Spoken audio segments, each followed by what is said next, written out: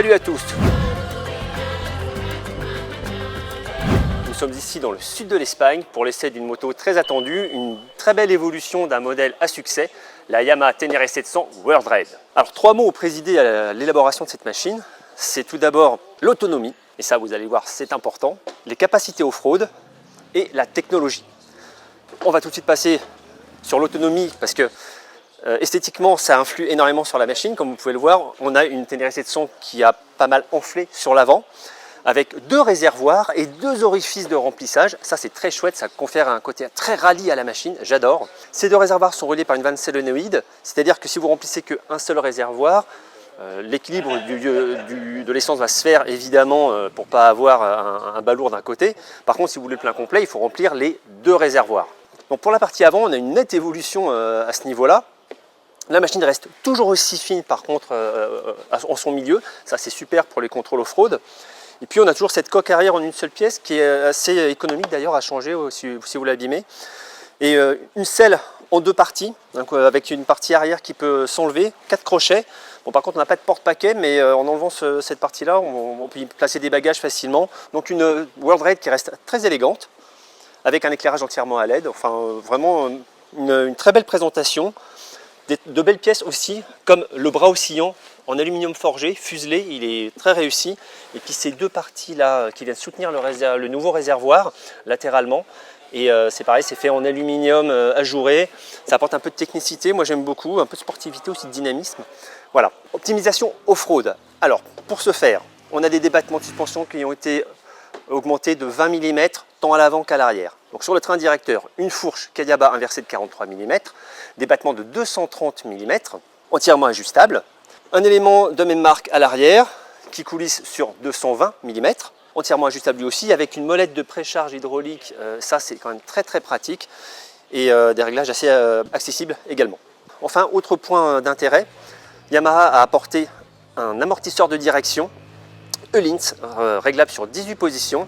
Et ça c'est assez essentiel dans les évolutions off-road, et on le verra, je vous en parlerai un petit peu à ce moment-là. C'est très sécurisé. Pour le reste, on s'appuie largement sur la Tenere 700 standard, avec un cadre en acier tubulaire, avec les boucles arrière soudées au cadre principal. Ça c'est dommage, on aurait vraiment aimé un élément boulonné, ce qui fait que si on crée de gros accidents, on a juste la partie arrière à changer, et comme en plus l'échappement vient se fixer sur cette boucle arrière, c'est quand même assez sensible aux différents accidents. Bref, ça c'est un petit point dommage à ce niveau-là. Mécaniquement, eh bien, c'est évidemment le CP2, le twin parallèle de 689 cm3, 74 chevaux à 9000 tours, 68 Nm à 6500 tours. Son vilebrequin est calé à 270 degrés pour un petit peu plus de caractère, ce qui est pas mal parce que la machine n'est pas hyper exubérante comme on le verra. Enfin, ce moteur est protégé par un nouveau sabot en 3 parties. Latéralement, il est plus épais que la partie centrale. Et pareil, il est assez réussi esthétiquement et ça protège largement la machine.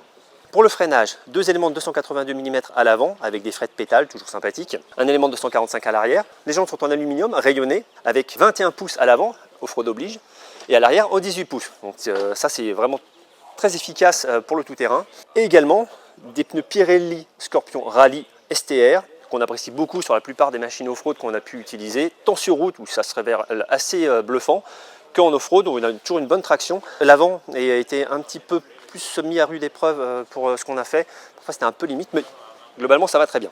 Alors évidemment, on a ces masses importantes devant les jambes, devant les genoux en fait, mais la machine reste toujours très étroite, et si ces volumes sont placés largement devant, en fait les masses restent en deçà de la colonne de direction, et ça je vous en parlerai assez souvent aussi.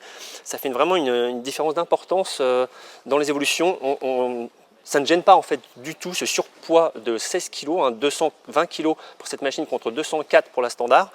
En fait ça se sent assez peu. Ce qu'on va plus sentir, ça va être les débattements un petit peu plus importants, surtout que là on avait des machines largement libérées en hydraulique pour l'off-road, certainement un peu trop. La selle est plus plate que sur le modèle standard, mais elle confère néanmoins un bon confort. On a beaucoup d'aisance, comme vous pouvez le voir, on peut se déplacer très facilement, moins sur l'avant, évidemment toujours pareil à cause de ces nouveaux volumes. Les mains tombent très facilement sur le large guidon, on a vraiment un bon appui. Pareil ici au repose-pied, on a des repose-pieds élargis, ils sont plus importants que sur le modèle standard, c'est plus confortable et plus efficace en off-road. Et puis technologie, donc c'était le 3e mot, on a ce nouveau cockpit et surtout cette dalle TFT de 5 pouces avec un affichage très net et 3 thèmes différents, dont celui que je préfère, l'Explorer. C'est très bien amené, vraiment, c'est très élégant. C'est assez facile de s'y retrouver, il y a très peu de fonctions en fait, on a peu d'électronique sur cette machine qui se veut simple. C'est surtout l'ABS qu'on va pouvoir régler et surtout enlever en fait sur l'arrière ou complètement sur les deux roues. Il n'y a plus d'ABS en mode total off-road et ça se fait assez facilement. Le problème c'est que dès qu'on coupe même au coupe-circuit ici, eh ben, l'ABS se remet automatiquement, donc il faut sans arrêt quand on coupe le moteur revenir là-dessus. Pour nous c'était un problème, je ne pense pas qu'en usage normal ce le soit.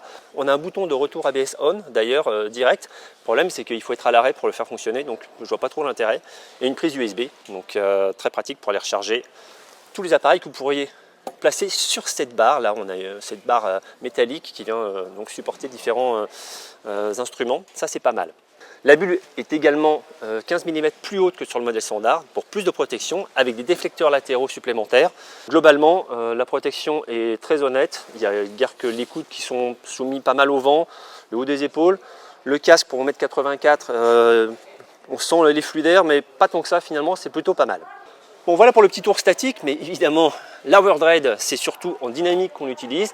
Alors on a fait 350 km dans la journée, beaucoup d'off-road, mais aussi de la route, et c'est par ça qu'on va commencer, on y va. Alors début de l'essai de cette Yamaha Ténéré 700 WorldRaid en ville, avec une machine toujours aussi facile à emmener. Évidemment donc on a les jambes un peu plus écartées que sur le modèle standard, hein, mais le confort est plutôt pas mal pour les premières évolutions. Et puis un moteur très disponible à bas régime. Je peux même mettre la 4 à 30 km/h. Voilà, ça passe très bien. Il n'y a pas de hockey, il n'y a pas d'à-coup. Donc une mécanique plutôt souple. Ce sera pas mal pour le tout-terrain, je pense. Alors la maniabilité de cette moto est vraiment convaincante à basse vitesse, hein, en ville, là, comme ça. Il y a un peu plus de... Ouais, on sent un certain balourd quand même qu'il n'y a pas sur le modèle Ténéré 700. Ça c'est du suspension à plus fort débattement. Et puis peut-être à ces masses positionnées différemment aussi. Bah, c'est pas très sensible, hein, mais si on veut vraiment comparer, bah, là on ressent une petite différence à ce niveau-là. D'ailleurs ça bouge un petit peu sur l'angle aussi, hein, quand on commence à aller un peu vite. Mais à peine, hein, en fait, c'est vraiment pour faire la distinction entre le modèle standard et le WorldRaid. C'est toujours aussi bien suspendu en termes de confort, c'est royal. La selle est excellente aussi. La prise des freins très dosable, vraiment l'avant comme l'arrière, donne entière satisfaction sur route. Surtout l'arrière, hein, il est vraiment remarquable de progressivité. La boîte très précise également, même si à la descente ça claque davantage. On est sur une Yamaha, histoire de faire un peu cliché. En tout cas à la montée, l'embrayage est super doux. Et puis on les monte à la volée sans problème. On peut même les descendre comme ça, mais ça, ouais, on sent que c'est pas tout à fait franc. Donc sur route, des évolutions très satisfaisantes et un moteur très volontaire. Alors ça manque un petit peu d'énergie parfois, mais ce bicylindre ne fait que 74 chevaux et 68 Nm de couple. Donc bon, c'est pas fait pour faire la course, hein. Cette moto elle est vraiment faite pour voyager loin. Ouais, elle se place en virage de façon très neutre. Et puis il y en a toujours ces Pirelli Scorpion Rally STR qui sont excellents. On les a eu sur plusieurs autres machines et on en est vraiment très content à chaque fois. Voilà, là on est à plus grande vitesse. Alors le Twin commence à vibrer un petit peu, hein, au-delà de 6500 tours. Bon, c'est pas des régimes très habituels. C'est pas très grave, mais voilà, on sent que les repose-pieds, le guidon, l'assise, ça a pas mal de fourmillements. Et quand on revient à 130, là pour le coup, ça met 500 tours. Il n'y a rien de désagréable, surtout que nous on est en repose-pied enduro. Donc en fait on a retiré les caoutchoucs. Ça se sent un peu plus. Ce moteur est vraiment agréable à utiliser. Il est surtout très conciliant et il apporte une bonne dynamique à la machine quand même. Il n'y a pas besoin de plus vraiment en fait. Bon, par contre, il faut bien veiller à quand on veut élever le rythme, à rester au-delà de 4500 tours sur les intermédiaires. Sinon, effectivement, ça relance un petit peu trop mollement en fait. Donc évidemment maintenant, la partie tout terrain et vous allez le voir, des très très beaux paysages, on a vraiment pris plein les yeux. C'est parti.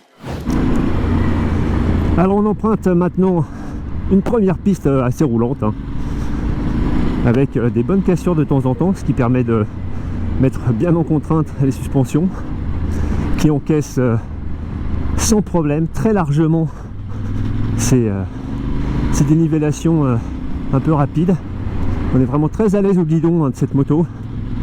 Alors certes, il y a un petit surpoids sur l'avant, mais en fait c'est très équilibré, ça se situe avant la colonne de direction et moi je la trouve vraiment plutôt agile pour le moment. Le moteur donne toute satisfaction, hein, comme je le pensais. C'est effectivement très souple, très disponible, même sur des régimes un peu plus élevés. Alors à nouveau, on apprécie ce twin vraiment très conciliant, qui permet de bien doser l'accélération.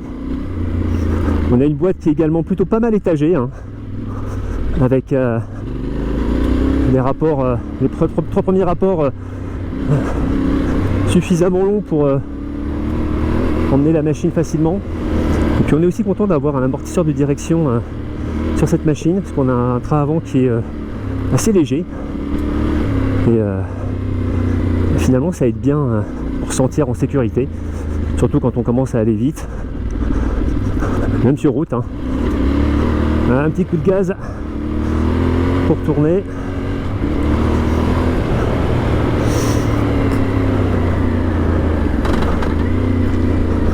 C'est un petit peu moins facile de rentrer un rapport quand même. C'est plus facile de les monter à son guidon. Alors en off-road, on est souvent en seconde ou en 3. Mais on peut aussi passer la 4 en fait quand c'est pas trop sinueux ou technique. En fait, ça reprend facilement. Alors ce qui est très bien aussi sur cette Ténéré 700 World Raid, c'est que Yamaha a conservé une moto très étroite au niveau des jambes. Et ça se dirige vraiment facilement ainsi, sur les repose-pieds qui sont eux-mêmes plus larges que sur le modèle standard. Et ça apporte vraiment plus de confort et surtout plus d'efficacité. Et une moto qui conviendra autant à des enduristes aguerris que aux voyageurs qui ont une expérience du tout-terrain et qui ont envie de pouvoir passer partout avec un confort assez superlatif et une grande efficacité.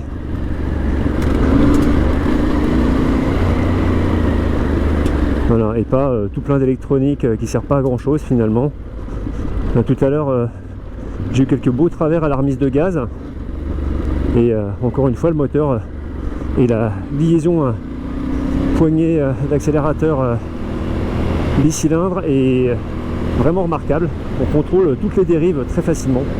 Donc globalement, une machine très réussie, une belle évolution de cette Ténéré 700, à laquelle on pourra reprocher un manque d'équipement, notamment des poignées chauffantes. Ici, on a un contrôleur de slip, on a en fait un mode raid qui permet pour ceux qui font de la compétition en rallye raid de faire défiler en fait un roadbook à rebours. Donc ça c'est pas mal, mais pour ceux qui majoritairement n'en ont pas besoin, on aurait préféré un régulateur de vitesse par exemple, avec le même type de bouton d'ailleurs, c'est assez semblable. La béquille centrale, son absence me gêne moins parce que pour ce genre de machine, bon, c'est pas forcément rédhibitoire. Un petit regret concernant la motorisation qu'on aimerait bien un petit peu plus pétillante, c'est vrai que ça manque un petit peu de watts parfois. Globalement, c'est pas très grave, c'est une machine qui n'est pas destinée à arsouiller sur route, hein. C'est une moto pour le raid, pour partir loin, ça doit être efficace, fiable et pas trop consommé. D'ailleurs, l'autonomie par contre est un peu en retrait de ce qu'on nous avait annoncé. Les 500 km me paraissent difficilement faisables. En revanche, 400 c'est à peu près sûr, hors pilotage comme on l'a fait nous, hein, qui est un peu plus engagé, un peu plus de relance, donc c'est différent. Mais globalement, une belle réussite à ce niveau-là. Un très bon contrôle du train avant, des suspensions superlatives. Vous prenez des bosses, vous envolez, vous retombez, la machine reste parfaitement en ligne, c'est super doux, la course de la fourche est super bien maîtrisée, pareil à l'arrière. Un excellent contrôle aussi au guidon et au repose-pied, avec une machine qui s'avère vraiment facile à contrôler. Franchement, une moto qui nous a beaucoup plu. sur tous les terrains qu'on lui a fait emprunter, mais par contre qui se révèle un petit peu cher, hein. On est à 12 999 €, comparé aux 10 399 € de la standard. C'est quand même une grosse évolution tarifaire, surtout qu'en face, eh ben, on va avoir de la KTM 890 et une Husqvarna Norden 901 qui sont 1500 € plus chers. On a aussi beaucoup moins cher une CF Moto 800 MT. C'est pas les mêmes machines, celles dont je viens de parler ont plus de capacité moteur, plus d'électronique, plus de confort. La World Raid se veut une machine simple, efficace, plus typée enduro, entre guillemets, mais nous, elle nous paraît coûteuse. Bon, on vous en dit bien plus en ligne sur le repère-des-motards.com. N'oubliez pas de vous abonner à la chaîne YouTube et je vous retrouve très rapidement pour un nouvel essai. Merci.